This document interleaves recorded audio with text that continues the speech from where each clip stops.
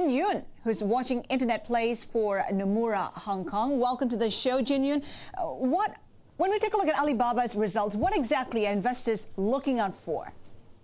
Sure. You know, the company made a key strategic investment last year into a program called Gold Supplier Starter Pack, where they lowered their threshold for membership cost from 50,000 renminbi to 20,000. And this year it's all about renewals. How many of those $20,000 customers are going to come back? And certainly, looking at the first quarter results, it looks like the customer renewals have come in a lot better. Where churn rates we expect to be 30% compared to 40% average for Alibaba's other businesses. So in the net adds in the particular quarter came in at 11,000 when we were looking for 9,500.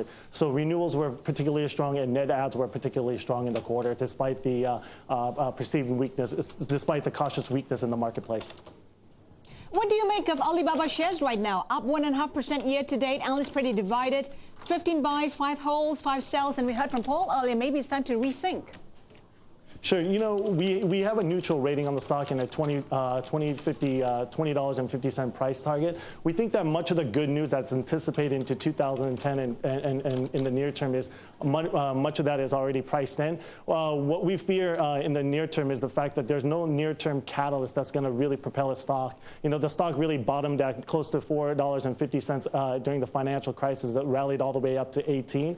But we see that near-term catalyst is limited. Hence we have a neutral rating and a 12% upside from current levels. Compare it with its competitors. I mean, how's it looking against Baidu? Sure.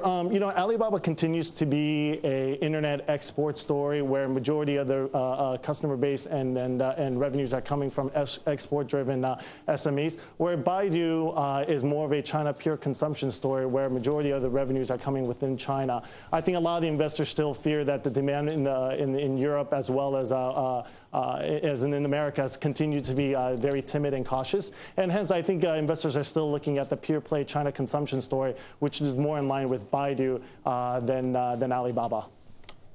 Yoon, I want to take a look at the developing story with regards to Google in China. With the possible exit of Google in China, will the internet environment in the country become more challenges for companies like Alibaba?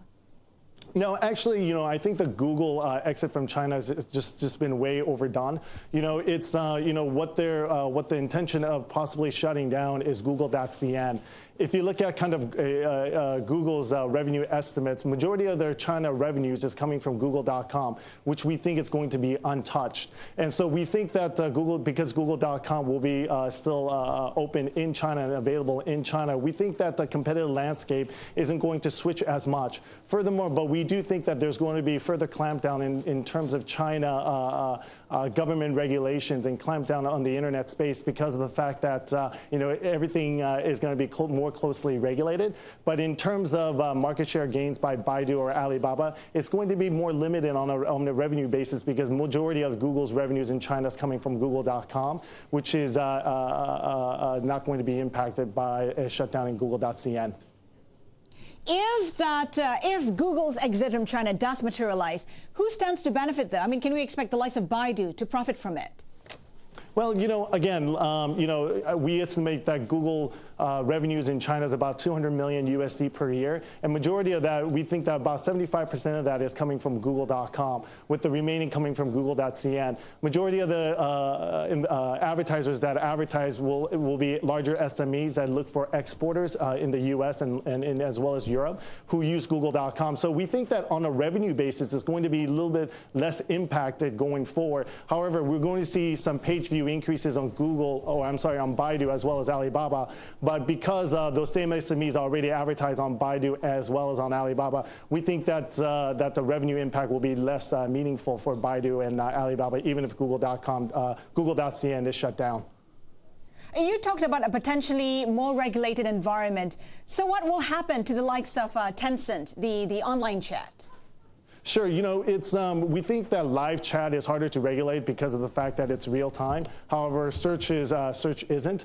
However, you know, when you look at a company like Tencent, where majority of the user base is under the age of 25, and the content on Tencent is rather PG, so meaning we see very limited sexual content and illicit materials such as anti-government or pro-democracy or pro-religion. So we think that Tencent is probably going to come away unscathed because of the fact that the company also monitors their website pretty cleanly. So we think that impact on Tencent is going to be very minimal, considering the user base is very young and the content is very, very elementary. All right, insights from Yoon of Nomura Securities. Thank you.